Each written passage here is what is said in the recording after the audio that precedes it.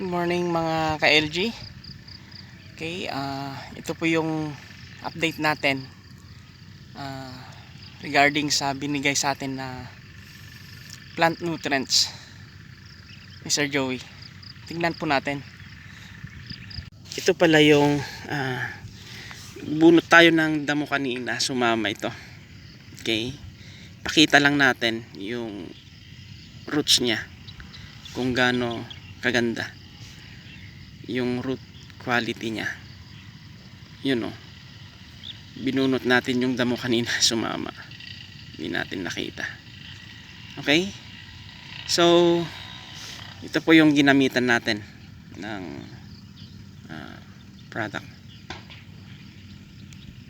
product ni Sir Joey. Ito po siya mga ka-LG. Magto 2 months sa 28. Okay, so 57 days.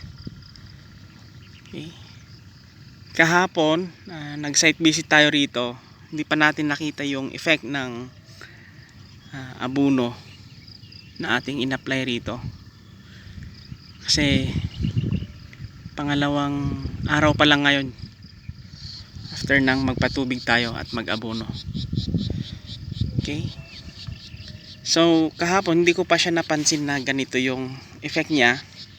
Then ngayon napansin ko po yung bulas, yung ito tapos yung mga pasunod to.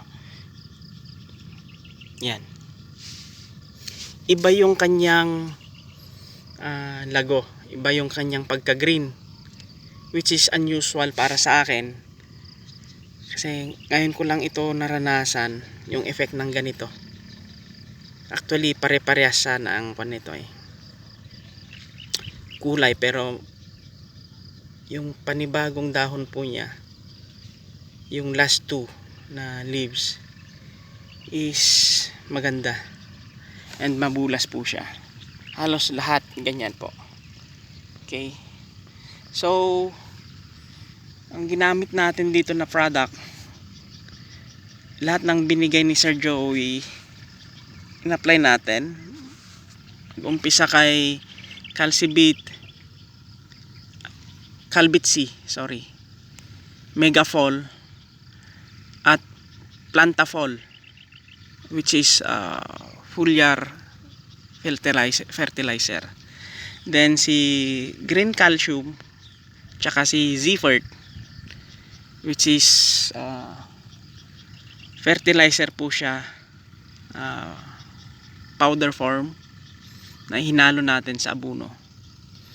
So ito na po yung result ng ating sibuyas mga ka-LG. Sa tingin ko po is okay siya para sa tanim na sibuyas. Hindi ko po ito pinopromote at binigyan lang po na tayo ng sample na product nila at tinesting natin dito sa ating tanim na sibuyas. Then nasa sa inyo na po yan kung gusto nyo pong mag-try gamit tong mga product na to. Available naman po si Sir Joey at lalagay ko yung kanyang profile sa ating post sa Facebook tsaka sa YouTube, LG Farm tsaka Kabukiran ni KLG. So inuulit ko po, hindi po tayo expert sa pagtatanim, pero sineshare ko lang po ito kasi gusto ko rin makatulong sana sa mga kapwa nating mga farmer na nagsisibuyas, kasi maganda ho yung result niya, mabulas, maganda. Try nyo na lang po para kayo na rin ho mismo ang magsabi base sa aking statement kung ano po yung may experience nyo. Pwede rin nyo po akong kontakin, PM lang po at i-assist ko po kayo. At meron din po tayong available na product dito sa ating agri-supply dito sa bahay. Okay, sharing is caring mga ka-LG. So lahat ng mga technician naman po, welcome po kayo lahat sa akin. Wala po akong pinipili. Okay. Happy farming po. Ingat po tayo.